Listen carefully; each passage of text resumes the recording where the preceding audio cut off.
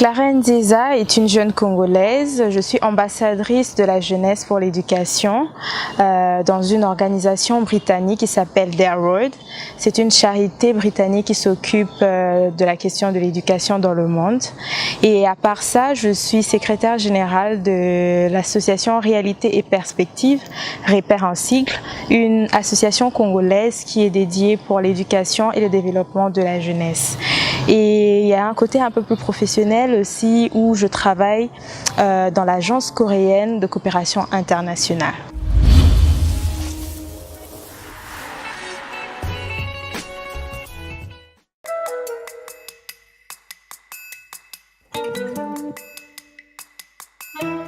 Tout a commencé quand j'étais en première année secondaire.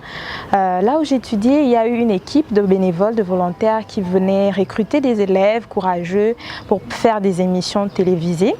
Alors j'étais parmi ces enfants qui avaient été sélectionnés pour présenter des émissions à la télé et c'est comme ça que j'ai pris goût à parler des questions liées à la situation de ce temps-là du pays ou du monde entier. Et c'est à partir de là que nous avons commencé à présenter des émissions. J'ai continué. Et aussi, quand je présentais ces émissions, j'ai remarqué que j'avais un penchant pour les questions liées aux droits des enfants et plus particulièrement au droit à l'éducation. C'est comme ça que j'ai présenté plusieurs émissions ayant comme sujet le droit à l'éducation. J'ai parlé des enfants et c'est comme ça que ma passion pour l'éducation est née. Dans mon quartier, là où j'habitais, j'ai eu une idée, une idée qui provenait d'un constat. Je remarquais que mon environnement s'est dégradé du jour au lendemain et tout le monde se plaignait mais personne n'agissait. C'est comme ça que je me suis dit pourquoi ne pas agir, pourquoi ne pas créer quelque chose, une initiative qui peut aider à résoudre ce problème. C'est comme ça que j'ai approché mes amis, quelques voisines, j'ai commencé à parler, j'ai dit pourquoi on ne doit pas créer une association et voilà, on a créé l'association des jeunes conscients pour l'environnement. C'était une ASBL dédiée spécialement à l'assainissement de l'environnement et on a commencé à travailler, c'était vraiment des bénévoles, des volontaires, on ne recevait aucun financement extérieur. Tout était financé par les membres, c'était juste des petites cotisations et nous avons travaillé dur et nous avons réussi on avait des poubelles énormes, on a réussi à réduire ces poubelles de moitié, il y avait la pelouse qui n'existait pas qu'on a remis, il y a des bancs publics qui ont été installés, les lumières et c'était vraiment une très belle expérience et nous avons su convaincre même les autres habitants du quartier, ils étaient impressionnés parce qu'ils n'étaient pas habitués à avoir des jeunes qui se lèvent juste pour l'environnement de leur milieu. C'est qu'on a su contaminer positivement les autres, si on peut le dire. En fait, c'était une concurrence positive parce que tout le monde voulait maintenant arranger son milieu. Tous les jeunes du coin voulaient faire quelque chose comme nous et c'est ce qui était vraiment positif par rapport à cette initiative. Et après cela, toujours à l'université, j'ai eu à être sélectionnée comme participant au 24e Forum international de la jeunesse en Corée du Sud. J'ai eu à présenter le cas du volontariat en RDC en expliquant mon initiative avec l'association. Et après cela, toujours dans mon engagement, j'ai été contactée par l'ONG, l'organisation britannique Dare Road, pour être sélectionnée comme ambassadrice de la jeunesse pour l'éducation parce que j'avais déjà une passion pour l'éducation depuis très longtemps.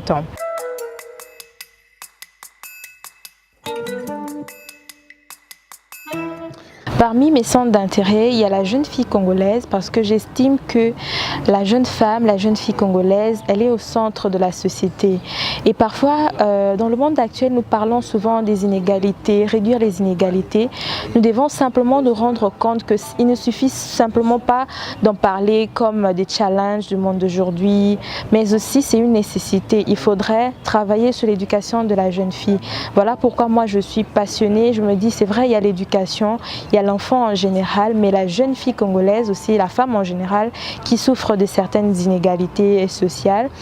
Mais aussi, je voudrais simplement faire ressortir le fait qu'on doit se rendre compte que la femme congolaise, la jeune fille, lorsqu'on investit dans son éducation, elle apporte un plus à la société entière et aussi au pays et pourquoi pas au monde.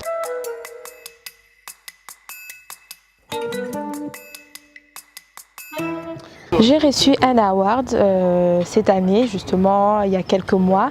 C'était en fait parce que j'ai réussi à mettre en place une initiative au sein de notre ASPL, au sein de REPER, Réalité et Perspective, notre association. L'initiative, en fait, c'était des formations que nous avons organisées au niveau de notre association. Nous avons un centre de formation. Nous avons organisé ça spécialement. Il y avait des jeunes, mais aussi pour les femmes, les jeunes femmes du quartier, là où notre ASPL a son siège, et nous avons réussi à former une quinzaine de filles en informatique de base.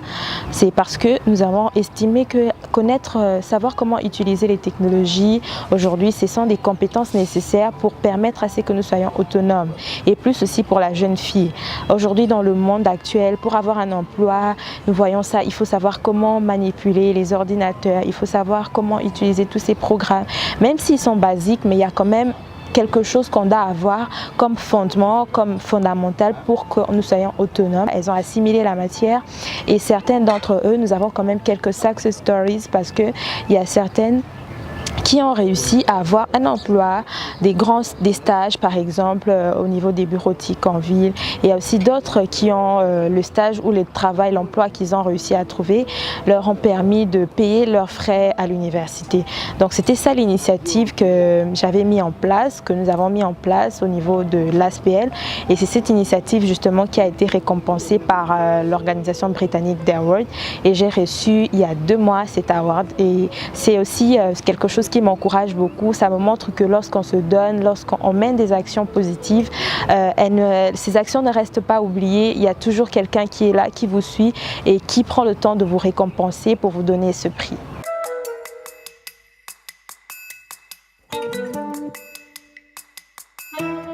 Ce qu'on peut retenir simplement, c'est le courage d'oser. J'ai constaté un problème et j'ai eu le courage de trouver, de chercher à mener une action concrète. Je ne suis pas restée à me plaindre ou à observer ce qui se passait, à me plaindre sans poser des actions. Je me suis dit, je me lève et je vais agir.